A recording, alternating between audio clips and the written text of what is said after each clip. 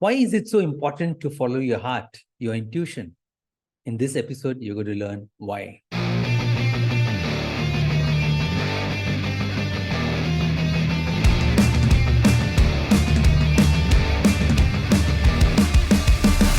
Hi, this is Vasudevan, author of Follow Your Heart, Your Brain is Stupid. This channel is dedicated to those who wish to take charge and to create for themselves a life of freedom, joy, and happiness.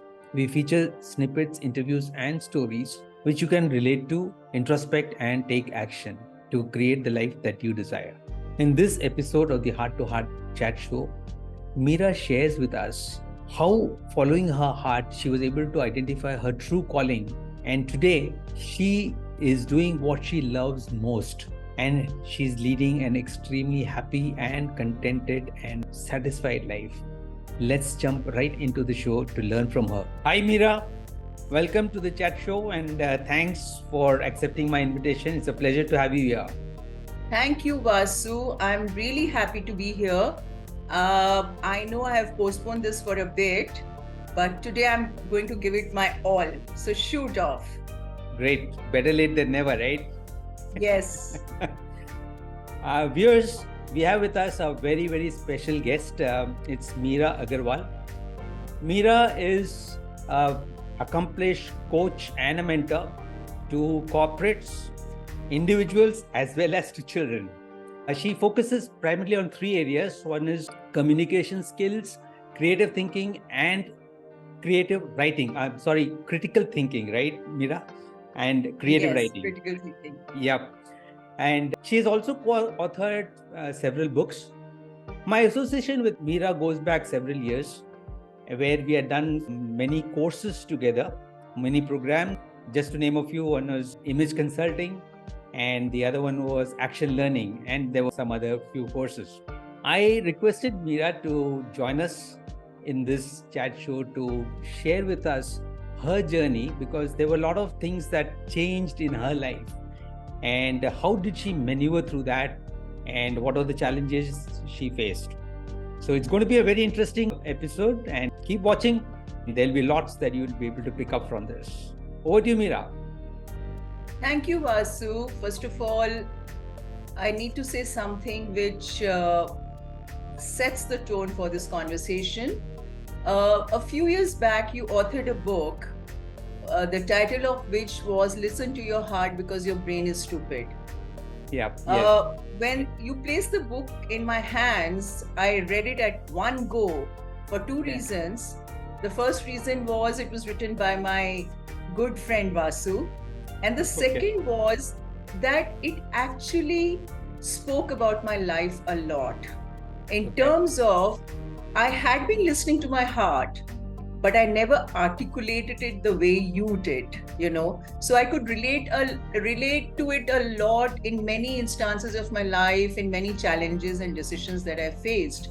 And so I just wanted to put this first to bring my entire life journey in perspective. And now to tell you briefly about my journey, the way my life has shaped up.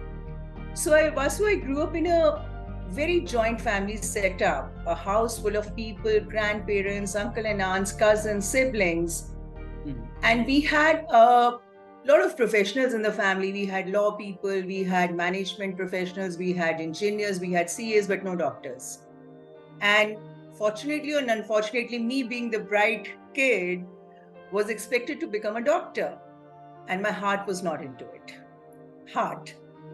But the brain of my adults in my life at that point in time told them and forced me to take up science in my school subjects. Okay. I did science. I did not enjoy it very much. For my graduation, again, I was forced to take up sciences in the hope of the adults in my life that one day I might change my mind and go on a line or do something that they wished me to do. Finally, at the post-grad level, I took up humanities and I excelled in that. I realized at that point in time that I was a person of words, I was a person of communication, I was made out, I was cut out for a role which still was not clear for me, but at least I was enjoying myself at that time. And while I was doing my postgrad, I was also doing simultaneously a year-long computer course. As soon as I finished that, I was picked up by HCL. I had a 4-year long stint with them as a systems engineer. I then joined GTC for a bit. And then my final stint was with Council for Indian School Certificate Examinations, New Delhi, which is the only English medium all India board for school education, conducting conducting examinations for classes 10 and 12. And in 2005, Vasu, finally, I quit that and I set up my own consultancy, my own business. That's nice. Meera, Meera has gone through multiple changes in her life, right? And what was one very common thread through her journey is that she understood that it is important to follow her heart. We all go through this sort of conflicts as we are growing up, right? And obviously the parents, what they share, what they give us guidance is in our best interest. But what is very important is we have to look inwards and understand what is my true calling. So that's what has been the success of Meera. Meera, viewers would be interested to know is what were some of the turning points, if you can share one or two turning points in your life, and how did you maneuver through that? Yeah. The first turning point in my life came when I decided on my own, without the support of my family and even friends, to give up sciences and take up humanities. The second turning point in my life came when I decided to be a business person, give up a regular job, and set up my own consultancy at the cost of displeasure of my family, at the cost of causing myself and them a lot of stress, right? Okay. Everybody thought that I was at the crossroads all over again, beginning life all over again. And if I don't succeed, for the rest of my life, I'll be on the crossroads, not knowing where to head, where to go, what to do, because by that time, I would have messed up pretty much everything. So those were the two turning points in my life. And happy to note today with you, Vasu, that both my decisions have served me well because I listened to my heart. When I was doing the things that I was forced to do and they were not my true calling, I enjoyed doing them. I won't say that. I've always been focused. I've always liked doing whatever I'm doing, what's on my hands at that point in time. But I always felt there was something missing. There has to be more to it. What is it? I wasn't able to put my finger on it. And at those two turning points, I did realize that yes, one has to take risks, one has to try, fail if it has to, but give it a try, give it a shot. Perfectly. I think this is something which all of us go through in our life at different points of life, in different situations in our life. We do come across this. But tell me one thing. You said you were in a very lucrative job with HCL. It was in a good position and you were moving, your record was good, your progress was very good in the organization. Yet you decided to change, to go for a different area completely. What were the challenges? What sort of emotions did you experience at that point of time? And this is something which most of us face, and we generally succumb to it, right? So, what are the emotions, and how did you manage that, Meera? Vasu, I totally believe this. Many may disagree with me that a job eventually stifles you, right? We indulge in petty behavior, thinking it's corporate smartness, right? We don't expand ourselves. We get comfortable in our own skin. And when you reach a high position, people pander to you. What we call the chamchagiri things also walk in, and So a whole lot of things happen in a job. I'm not saying jobs are not good. Jobs are really good, but then depending on the individual, is that challenging enough for you? Is that what you look forward to every day? Do you want to get up every day in the morning and be excited about going to work and creating something new or creating something truly significant that makes you happy, serves a larger purpose or not? So I had all these issues come to me very often. And I thought, is this what I'm going to do for the rest of my life? And I truly wasn't enjoying myself 100%. I wanted a life where I was enjoying myself 100%. I wanted freedom to do things that I wanted to do. A job will never permit you that freedom, which is why I took the plunge, a leap of faith, and I'm happy to say I did the right thing. You bet. I have spent donkey's years in the corporate world until about 6 years back. I decided no. So at least I realized that and took that decision.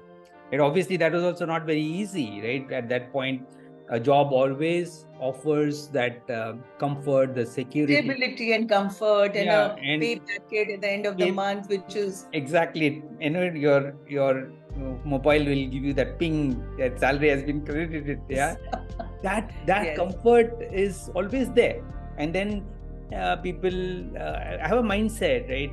That the person is working in so and so company, in so and so position, and we try to start living for there, as if whatever we are doing, it's for somebody else, and that's the mistake many of us do. Now, again, as you rightly said, there is absolutely nothing wrong in the job. If somebody is very happy doing what they are doing, getting up at that time, going to work, have that the badge and telling everybody I have a business card, I'm vice president, I'm president, whatever, and that gives them pleasure, so be it. And there's nothing wrong. So be it, yes. But most people face that inside there's something is missing, as you said, and it happened with me also. I was not able to give that 100%, right? It is not coming from that heart, and that's why I took that decision here also. Great. Meera, if you can share, what were some of the decisions that you took which helped you? Just a couple of things, and not necessarily related to a job or your career. It could be anything else, some decisions that worked well for you. Vasu, one of the things that I got complimented on often was my articulation, my communication skills. Right. And also... That goes without saying. People can see. Thank you, Vasu. Thank you so much.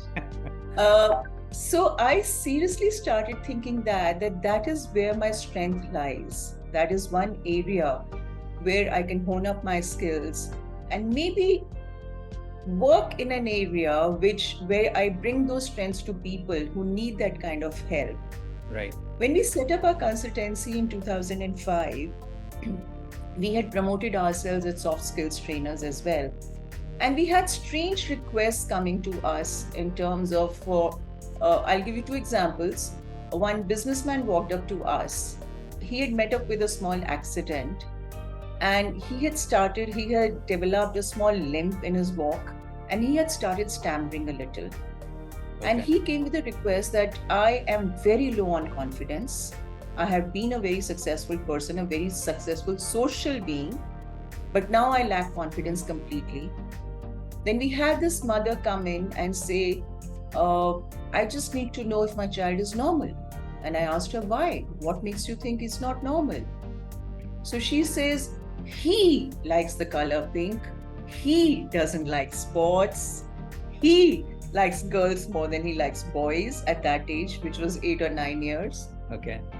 So I started thinking myself, I said, schools and colleges prepare us so well for the vocation we're going to take up in future, but they really don't give us any soft skills or life skills. So the first decision I took was, I became a student all over again. I did a whole lot of short-term courses to upgrade myself, upskill myself. And in one of those courses, we met Vasu, where when this businessman talked about building confidence and image and all, and we did image consulting together. Yes. And so I did a whole lot of these courses and upskilled myself. And then we decided that there were 4 primary areas that we would focus on. which are skills that everybody needs, irrespective of the state of the art of technology, irrespective of wherever we were in the present or in future. And those 4 skills, Vasu, are communication skills, critical thinking skills, creativity, and habits of the mind. So when I say habits of the mind, it encompasses a whole lot of things like flexibility, adaptability, team working, collaboration, finding humor. You don't have to be drab and boring all the time, even in your work. So we started focusing on that. And today we very successfully deliver those skills to corporates, to children, to whoever needs them. The second decision I took, which has helped me, was not to look back and keep having fun, right? I don't worry about money. I don't worry about whether somebody considers me successful or not. As long as I'm happy, my heart is happy, I'm good. Okay, that's nice. In fact, the last point that you made about success, right? We all will live for some others' definition of success. Success is Yes. not what your parents tell you or your friends tell you or your colleagues tell you. No, success is what you define. What you define as Yes. success is what is success. Because for some people, success is amassing a lot of wealth and money and all that. For some it will be power. For some it could be the position or becoming a celebrity, being known. But for some, it is doing philanthropic work, helping others. Invariably, most people think success means a lot of money, big house, big car, etc. For me, Yes. or for somebody else, it has got no relevance. A car or a thing does not, but I am happy. And I will consider myself successful. It does not matter what somebody else considers me to be, right? One of my philosophies in life is to remain simple and remain decluttered, right? Both in my professional and personal life.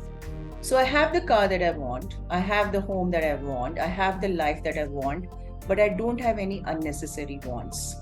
So that keeps me focused, gives me clarity, and also prevents the decision fatigue, right?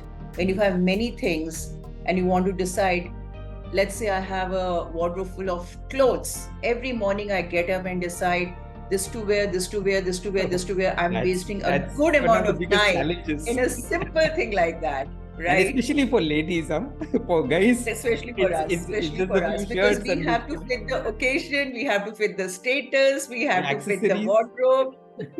It's crazy. Yes. So Vasu, I decided this quite early in my life that I'm going to remain simple. I'm going to remain,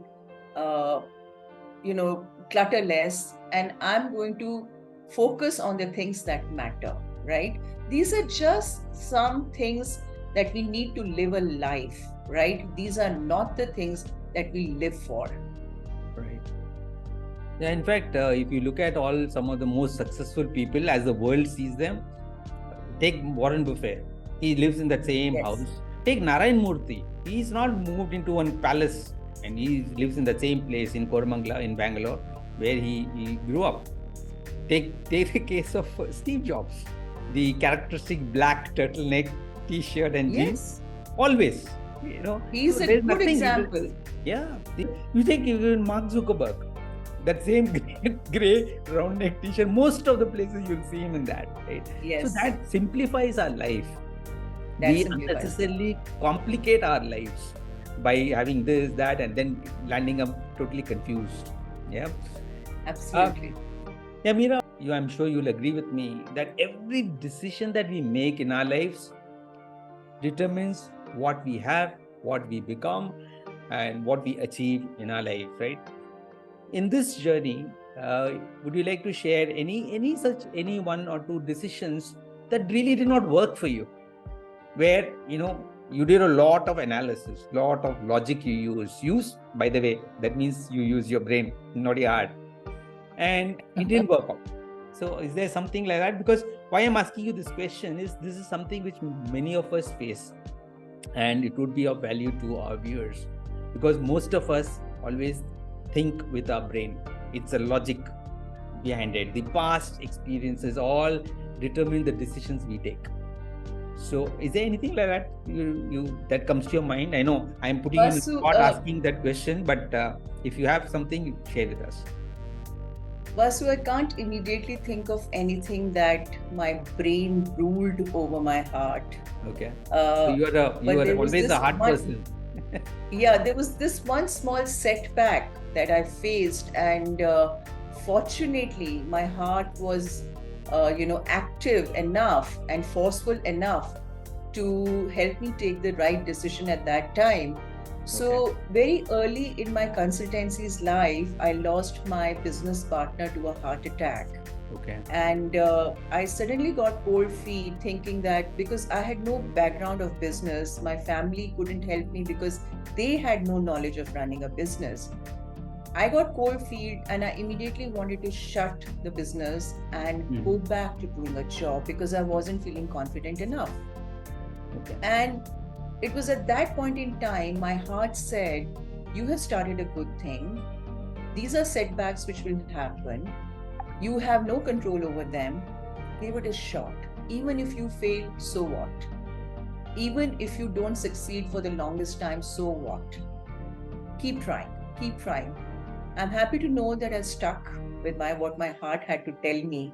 And today I'm a successful mentor, a successful counselor, a soft skills trainer, a creativity coach, a communications coach, you name it, and I have it. Super.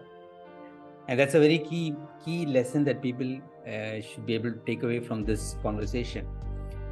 My last question to you is, again, I don't mean to put you in a spot. Supposing you had the opportunity to rewind your life and start all over again, what would you do differently? Vasu, now I realize that I always cut out to be a teacher, a mentor. So if I had to rewind my life, I would go back to the very early days of my school life. Very, very early days of my school life. And I would like to start all over again, doing the things that I enjoy doing now, right? And also have more learnings in the areas that I missed out on, right? I still have a little bit of knowledge gap when I think about the years that I wasn't doing the things that I was supposed to be doing. Correct. So I'd like to fill up that gap, right? Also, what I want to say, Vasu, at this point in time is many a times we get very serious in life, right? When we are, trying to think of set up life for ourselves, we stop having fun. We don't pursue our passion, our hobbies, and little things that make our heart happy. Right. So I would start doing all those things, with a little more time at my disposal, which I miss doing now in my school days and in my college days. Okay. Yeah, that's wonderful. Yeah, nice insights. Yeah. If I ask you, what is it that you really love about whatever the work that you're doing today? What do you enjoy most about the work that you're doing today?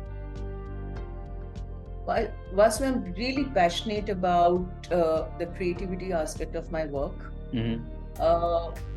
So there are a whole lot of things that we do, and one of them is creating stories and creating poems, and creativity has many aspects, right? Right. So when I work with my children, I land up learning a lot from them, right? And it's a journey that I am on right now, which is like a lifelong journey, which is like you're learning for life. Okay. Right. For instance, I'll give you an example. Yesterday in my class, I gave a challenge to my students. So I said, suppose you find your friend suddenly becoming very cruel towards the world, right? How will you deal with it? So I had 4 students in the class and all of them came up with different answers. There was so much learning in that. And one of the answers was, I'll be the Munna Bhai of his life. So I said, what does that mean?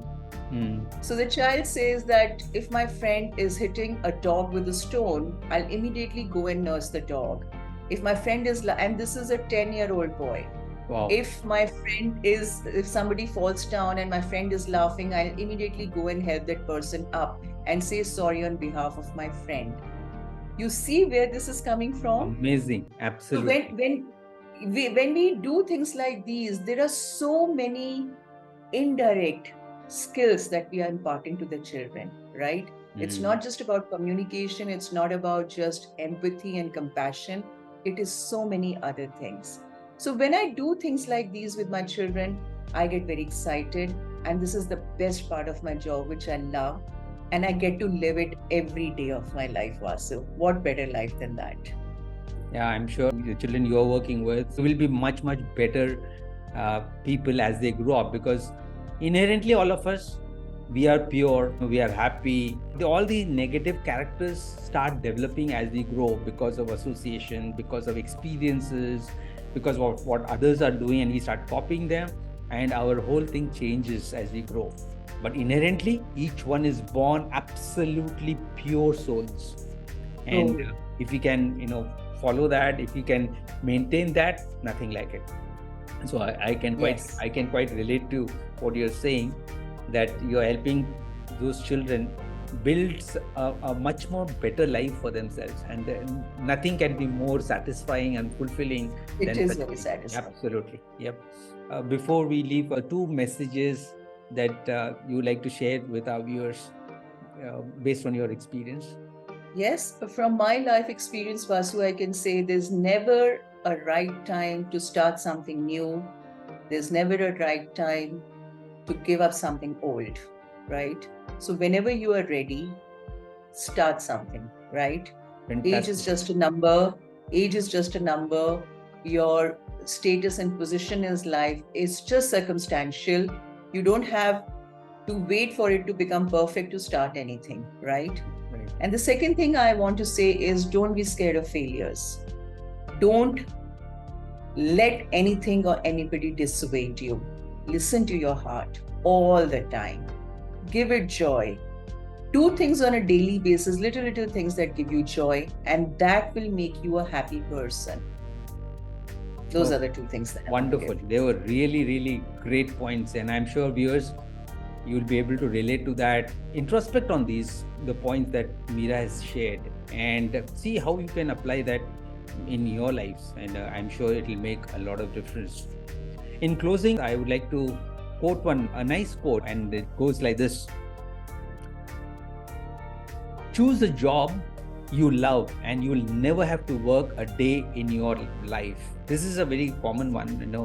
I'm how appropriate. It totally applies to me. Yes. This is not just related to a job. You can, translate it to anything that you do. It could be a job, it could be a business, whatever you're doing. Always try to get into doing something which you love. Now, that doesn't mean that in that journey to reach that stage, you give up anything that you don't love. No, that is part of life. You got to do some things which you may not enjoy at that point of time, to equip yourself to start doing the things that you love. And that's what is very important. Yeah? Because a lot of people have asked, what do you mean I'm passionate for football, so I start playing football? Is that life? No, all the time. Yes. Yeah, that's not the point, right? So you got to understand it in the right perspective. So viewers, I'm sure you enjoyed this episode, and Meera, thanks a lot for joining us today and taking time off and sharing those very, very insightful experiences. I'm sure it would have helped, and I hope the viewers, you took some points. If not, you can always watch the episode once again. Extremely important points and that Meera shared. These are all life skills. These are life hacks which you can, if you implement, it'll work, because a lot of these things we do without realizing it. Now that you have some understanding of it, try to implement them, and that's the whole purpose of this chat show. Thank you, Vasu, for having me here, and I want to congratulate you for this very informative, very practical talk show that you're doing. I have watched 80% of the shows, and I have a lot of takeaways from each one of them. I listened to Rajesh, I listened to Geetika, I listened to two of the episodes, the stories that you were narrating. And these are very important takeaways. These are put in a very simplistic manner for everybody to understand and relate to. So, Vasu, congratulations and all the best. And I look forward to many, many more episodes of this chat show. I'll be Thank you. watching them for sure. Thank you, Thank you Meera. so much. Thank you so Viewers, much. with that, if you got value from this episode, if you liked it, do consider subscribing to the channel, liking and sharing. So until then, see you in the next. Bye-bye. Thank you. Bye, Vasu. Thanks Bye-bye. again, Meera.